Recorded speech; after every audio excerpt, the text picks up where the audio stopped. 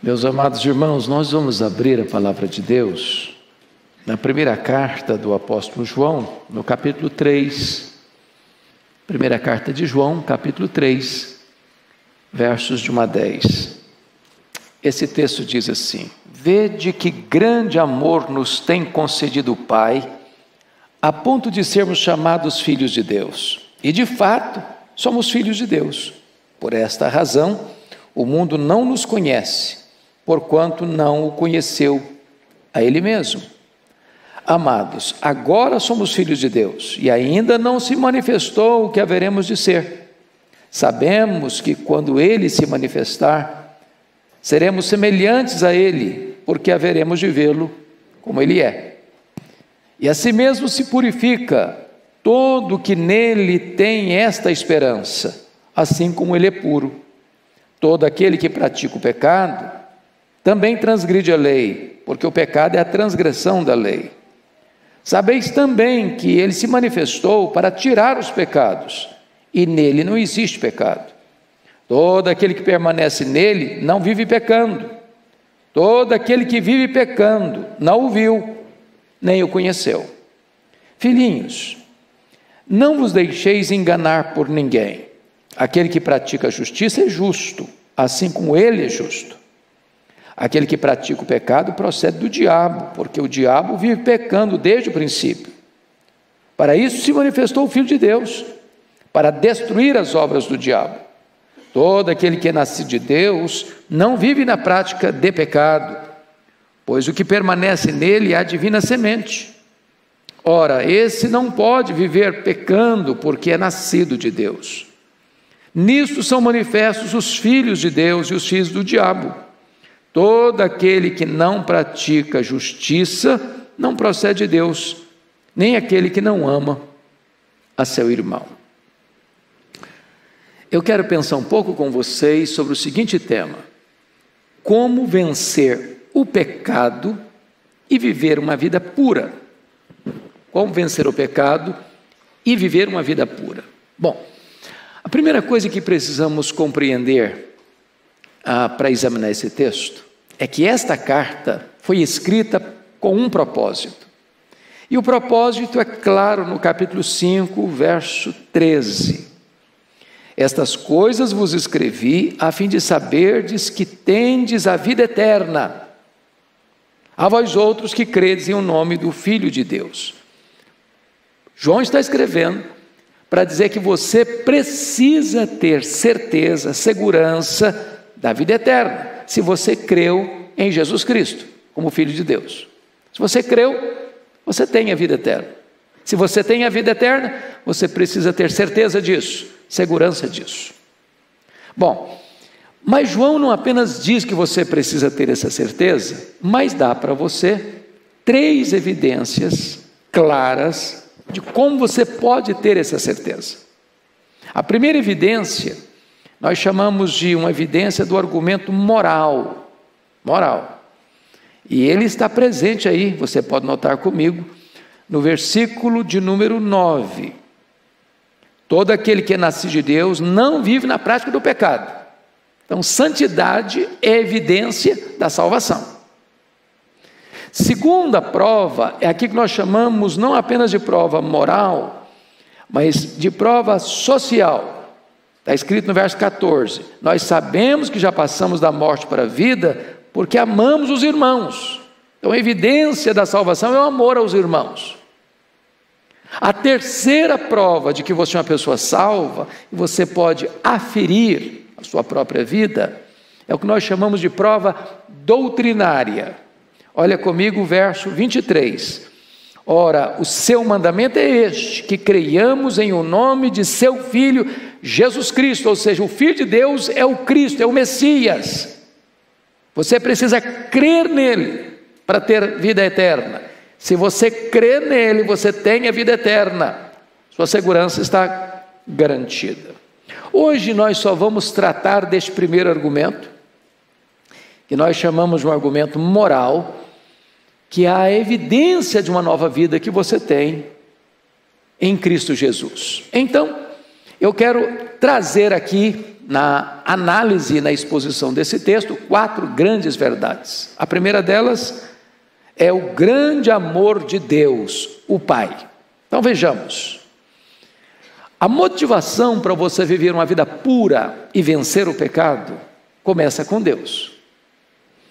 E aqui destaco algumas coisas. Primeiro, o grande amor de Deus precisa ser notado. Olha como começa o verso 1. Vede com que grande amor nos tem concedido o Pai. João está chamando a sua atenção. Olhe, observe o quanto você é amado. Quão grande este amor. Quão extenso este amor. Quão profundo este amor, quão altaneiro este amor, quão vasto este amor, que não pode ser traduzido em palavras humanas. Já dizia o poeta, que ainda que todas as nuvens fossem papel, ainda que todas as árvores fossem pena, ainda que todos os mares fossem tinta, e ainda que todos os homens fossem escritores, nem assim se poderia descrever o grande amor de Deus. Mas vejam vocês, que este amor eterno, imenso, abundante, merecido e provado, precisa ser, além de notado, está escrito que o grande amor de Deus foi regiamente demonstrado. Você pode perguntar, mas como assim Deus me ama? Que grande amor é esse? E o verso 1 prossegue assim: veja com que grande amor nos tem concedido o Pai, a ponto de sermos chamados filhos de Deus. Agora, para um pouquinho. Como é que você é filho de Deus? De 3 formas. Primeiro, você é filho de Deus porque Deus criou você. Ele tem o direito de criação. Segundo, você é filho de Deus porque você foi adotado na família de Deus. Adoção era uma coisa muito comum naquela época, como é ainda hoje. Quando uma criança é adotada, por exemplo, ela passa a ter o nome da família que a adota. Ela passa a ter os mesmos direitos dos filhos naturais. Se havia dívidas lá para trás, elas são canceladas. É uma nova vida. Então você foi adotado por Deus como filho. Mas em terceiro lugar, você é filho de Deus por geração. Você nasceu de novo. Você nasceu de cima. Você nasceu do Espírito. Você é nova criatura. Então você é filho de Deus nesse tríplice aspecto. Porque Ele criou você, porque Ele adotou você, porque Ele gerou você. Uma nova geração. Você nasceu de cima do Espírito. Então veja comigo, que quando você olha para o passado, você vê a bênção da filiação, a ponto de sermos chamados filhos de Deus. Olha para trás, houve um momento que você foi declarado filho de Deus. Quando você olha para o presente, você vê a bênção da apropriação desta filiação. Versículo 2, ele diz assim: amados, agora somos filhos de Deus. Então para um pouquinho, não perca isso de vista não, você é filho de Deus agora. Olha o privilégio, olha a honra. Muita gente aí querendo ser filho do fulano, do beltrano, do ciclano, uma pessoa importante, uma pessoa com muito dinheiro, que vai ter uma grande herança. Pois você é filho do Rei dos Reis, você é filho do Deus Todo-Poderoso. Tudo que existe é seu, porque você é herdeiro de Deus e co-herdeiro com Cristo.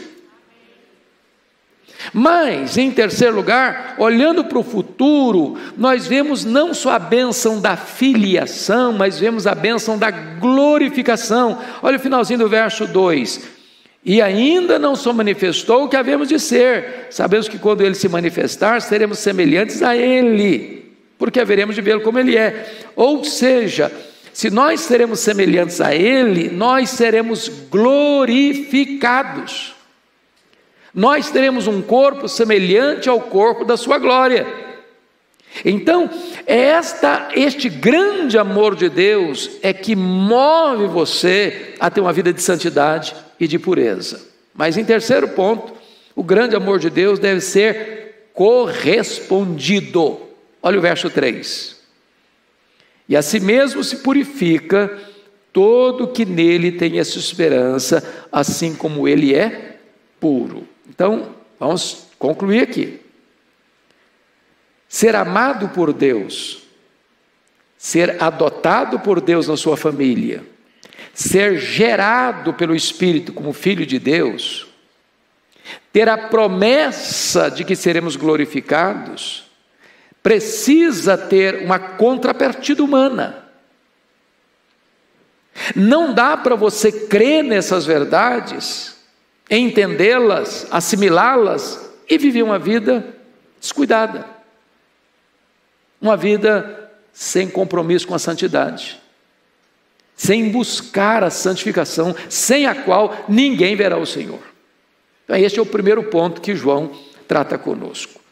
O segundo ponto que eu quero destacar na exposição desse texto, já não é mais o grande amor de Deus o Pai, mas a grande obra de Deus o Filho.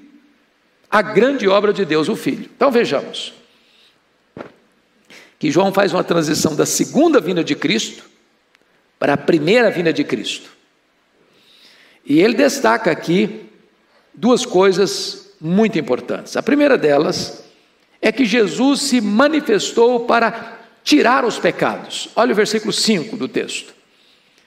Sabeis também que ele se manifestou para tirar os pecados, e nele não existe pecado. Então vamos compreender isso.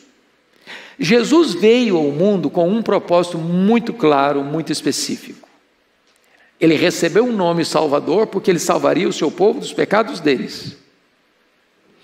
Quando o anjo anunciou para os pastores de Belém o nascimento dele, ele disse: trago-vos boas novas de grande alegria, é que hoje vos nasceu o Salvador, que é Cristo Senhor. Mas ainda está escrito lá em João 1,29, que Jesus é apresentado por João Batista assim: eis o Cordeiro de Deus que tira o pecado do mundo. Então Jesus veio ao mundo com esse propósito, para tirar o pecado, para vencer o pecado, para termos vitória sobre o pecado. Porque o pecado é maligníssimo, o salário do pecado é a morte. Então Jesus veio para quebrar o poder do pecado na sua vida, para limpar você do pecado. Essa é a obra dele, foi isso que ele veio fazer. Agora, em segundo lugar, qual é a grande obra do Filho? Primeiro, tirar os pecados. Segundo, olha o versículo 8, a parte B. Parte B do versículo: para isto se manifestou o Filho de Deus, para destruir as obras do diabo. Então ele veio para tirar o pecado e veio para destruir as obras do diabo. É preciso entender isso, amados irmãos, porque qual é a obra do diabo? Primeiro, moralmente, tentar para o pecado. Fisicamente, infligir enfermidades. Intelectualmente, induzir ao erro. E Jesus veio para destruir as obras do diabo. Talvez a palavra destruir precise um pouco de esclarecimento para ficar mais fácil o entendimento. Porque na nossa língua portuguesa, destruir é acabar. Talvez seria aniquilar, deixar de existir. Mas a palavra destruir, na língua original, significa privar de força e tornar inoperante. Porque nenhum de nós pensa ou acredita que o diabo está hoje sem ação, né? Você vê a ação do diabo em todo canto. Na maldade, na violência, na promiscuidade da sociedade, não é verdade? Mas na sua vida, você que creu em Jesus, na sua vida, você que nasceu de Deus, que é filho de Deus, membro da família de Deus, Jesus se manifestou para tornar inoperante o poder do diabo na sua vida.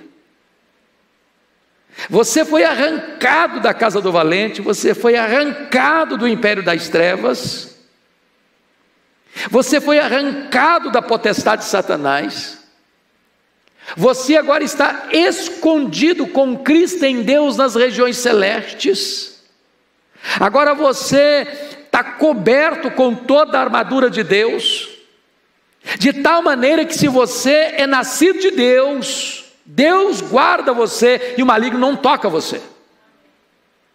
Louvado seja Deus. O Senhor Jesus se manifestou para fazer isso, destruir as obras do diabo. Então você não tem que ser mais capaz do diabo, você não tem que ser mais escravo do diabo. Foi para a liberdade que Jesus Cristo libertou você. Mas agora vamos à terceira verdade desse texto. É a grande malignidade do pecado. E eu quero destacar aqui 5 verdades, ou 5 fatos aqui nesse texto, sobre a grande malignidade do pecado. Primeiro, a essência do pecado. Olha comigo, versículo 4. Todo aquele que pratica o pecado, também transgride a lei, porque o pecado é a transgressão da lei. A ideia aqui, irmãos, é a ideia a palavra grega é a palavra anomia, e é a ideia de sem lei, é a ideia da ilegalidade. O pecado é uma transgressão da lei, a lei é o princípio, a lei é a norma. O microfone hoje não está legal, está dando soquinho. A lei é a regra, é o preceito, é aquilo que você precisa fazer. O que é pecado? Deus dá uma norma, Deus dá um princípio, Deus dá uma ordem, Deus dá uma orientação e diz: eu não quero, eu não me submeto, eu não me rendo, eu sou insubmisso, eu não quero julgo sobre a minha vida, eu não se reprima. É a ideia de que você não quer que Deus governe a sua vida. Portanto, o pecado é rebelião. É rebelião. É achar que há uma ditadura do relativismo que você vai seguir. Então, todo pecado é uma transgressão da lei. Todo pecador é um rebelde. Ele não quer se submeter, ele não quer se curvar à autoridade de Deus, nem da palavra de Deus. Segundo ponto, além da essência do pecado, esse texto fala da ação do pecado. Olha o verso 5 comigo. Sabeis também que ele se manifestou para tirar os pecados, e nele não existe pecado. Agora vamos entender isso. Se Cristo se manifestou para tirar o pecado e destruir as obras do diabo, a ação do pecado é insurgir-se contra a obra de Cristo. Está claro isso? Se ele se manifestou com um propósito, que é tirar o pecado e destruir as obras do diabo, quando eu peco deliberadamente, eu estou querendo me insurgir contra o que Cristo fez. Estou querendo anular a cruz. Essa é a ação do pecado. É uma rebelião não só contra a lei, é uma rebelião contra a obra de Cristo. Por isso o pecado é tão maligno, tão perigoso, tão sutil. Terceiro ponto, a razão do pecado. Olha o verso 6. Todo aquele que permanece nele não vive pecando. Todo aquele que vive pecando não o viu, nem o conheceu. Então, preste atenção nisso. Jesus e o pecado estão em conflito permanente. Eu não posso permanecer em Jesus e praticar o pecado ao mesmo tempo. Como eu não posso dar fruto sem permanecer na videira. Não dá para coexistir, para existir ao mesmo tempo, permanecer em Cristo e viver no pecado. Toda vez que eu opto pelo pecado, eu escolho o pecado, eu me capitulo ao pecado, eu me rendo ao pecado, eu estou me desligando dessa permanência em Cristo. É óbvio, portanto, que você e eu não temos a capacidade de vencer o pecado por nós mesmos, pela nossa capacidade, pelo nosso poder, pelo nosso esforço, pelos nossos recursos. Eu preciso permanecer em Cristo. A não ser que eu permaneça nele, eu vou me render ao pecado. Quarto lugar, a origem do pecado. Olha aí o capítulo 8, versículo 8, a parte A. Aquele que pratica o pecado procede do diabo, porque o diabo vive pecando desde o princípio. Então veja bem que pecar é obedecer àquele que vive pecando desde o princípio, em lugar de obedecer a Deus. Em outras palavras, você tem duas fontes, duas origens para você obedecer. Ou você obedece a Deus, ou você obedece o diabo. Se você obedece a Deus, você não vive pecando. Se você obedece o diabo, você vai pecar. E você vai mostrar a sua procedência. Agora, vamos entender algo muito importante aqui. Versículo 8a diz: aquele que pratica o pecado procede do diabo. Aí você pode estar dizendo: meu Deus, então eu estou frito. Então eu procedo do diabo, porque eu peco. O que eu faço? Quem não peca aqui? Mas o entendimento tem que ficar nessa palavrinha aí, ó. Todo aquele que, versículo 8, todo aquele que pratica o pecado. Não é pecar, é praticar o pecado. O que é praticar o pecado? Então, eu queria esclarecer isso para não haver dúvida no seu coração. Então, vamos comigo lá, no capítulo 1, só uma página antes aí. Dê uma lidinha comigo no versículo 8, 1:8. Vamos juntos comigo? Se dissermos, juntos comigo, se dissermos que não temos pecado nenhum, a nós mesmos nos enganamos, e a verdade não está em nós. Agora o versículo 10. Se dissermos que não temos cometido pecado, fazemo-lo mentiroso, e a sua palavra não está em nós. Ou seja, quem afirmar que não pecou lá atrás, e quem afirmar que não peca hoje, é mentiroso. Agora, qual a diferença entre pecar e viver na prática do pecado, e praticar o pecado? Pecar, para o crente, para o Filho de Deus, é um acidente. Praticar o pecado é um costume, é um hábito. É uma prática contínua. A palavra no grego está no chamado presente contínuo. Vive pecando, pecando, pecando, pecando. Por exemplo, você levanta todo dia de manhã, a maioria de nós toma um banho, toma um café, escova os dentes, antes de tomar o café, depois escova de novo, depois sai para o trabalho, depois almoça, depois vem em casa, toma um banho, faz um lanche ou janta, e dorme, e acorda, e etc, tudo de novo. Isso é o que? Hábito, isso é prática, isso é comum, isso é constante, isso é rotina. Praticar o pecado é isso. Não é que de vez em quando você dá uma escorregada, dá uma fraquejada, fala uma coisa que não devia falar, pensa uma coisa que não devia pensar, faz uma coisa que não devia fazer, e se arrepende: meu Deus, me perdoe, e toma um caminho de volta, e vamos para frente. Se você vive, diz aqui o texto, versículo 8, aquele que pratica o pecado procede do diabo, porque o diabo vive pecando. O crente não vive pecando. O crente peca, mas o crente não vive pecando. Então você tem tem alguém aqui hoje que está vivendo no pecado, peca e torna a pecar, e é natural, e é comum, e ele não se arrepende, ele não fica triste, e bola para frente, porque está continuando a pecar. Para um pouquinho. Quem é seu pai? De onde você procede?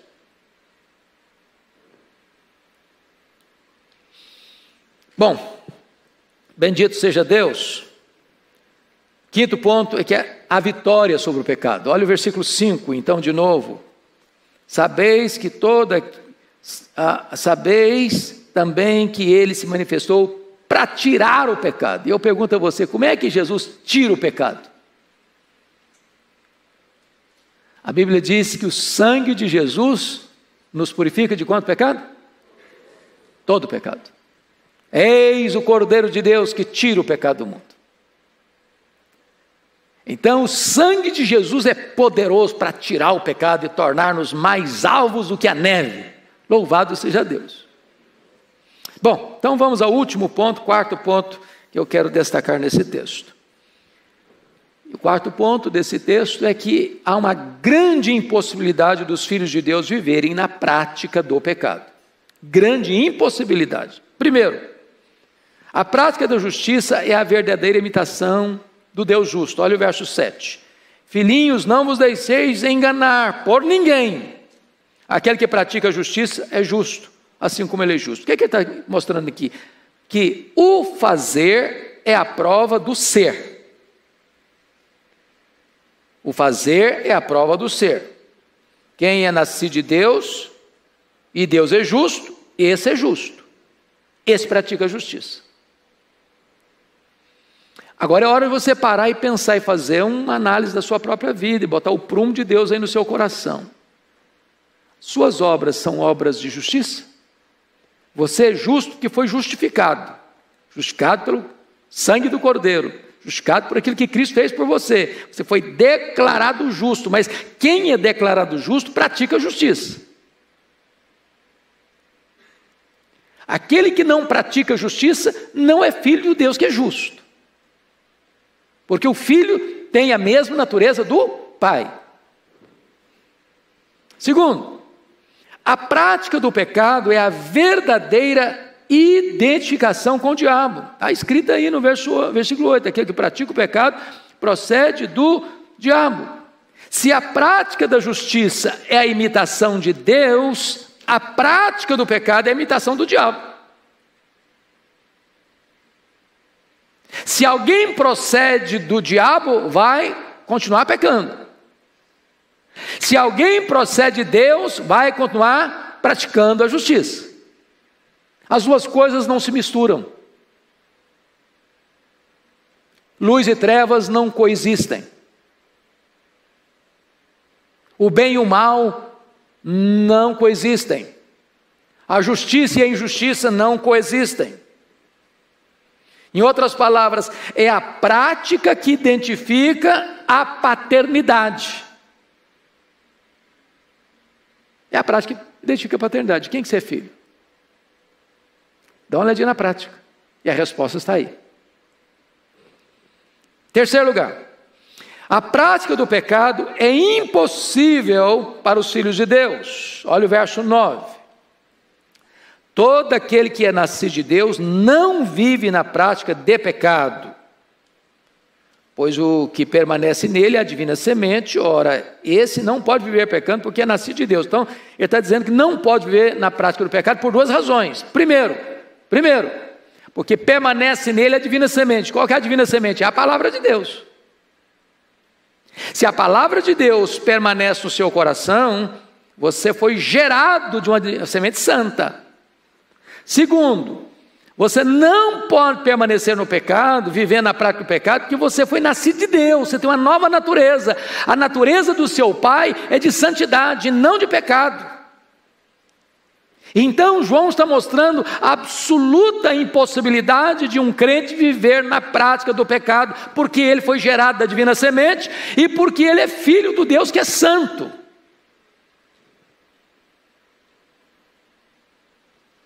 Em último lugar, os filhos de Deus e os filhos do diabo são conhecidos por suas obras. Então só tem duas possibilidades: ou o cidadão é filho de Deus, ou ele é filho do diabo. Não tem uma terceira opção, não tem uma terceira via.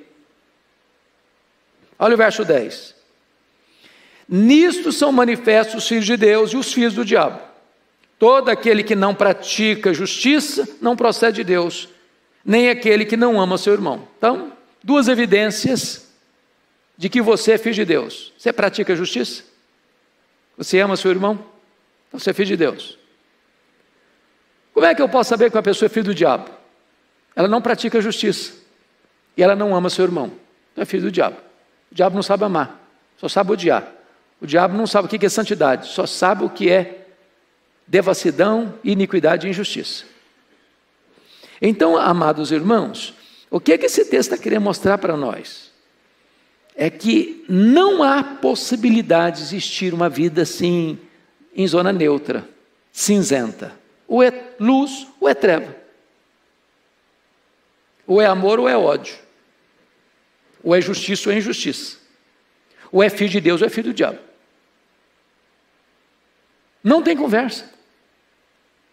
É simples assim, é radical assim. Concluindo,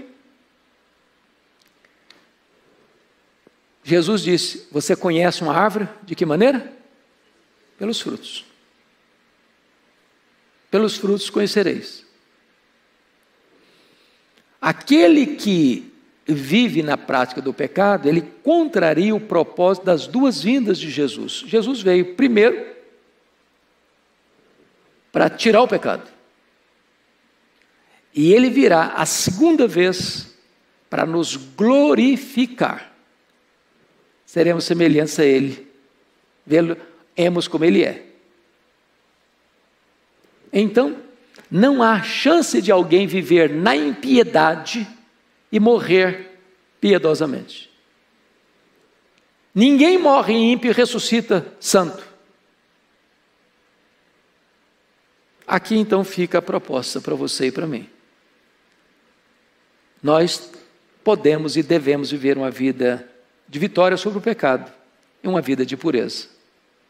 Porque nascemos de Deus, somos filhos de Deus, gerados da divina semente.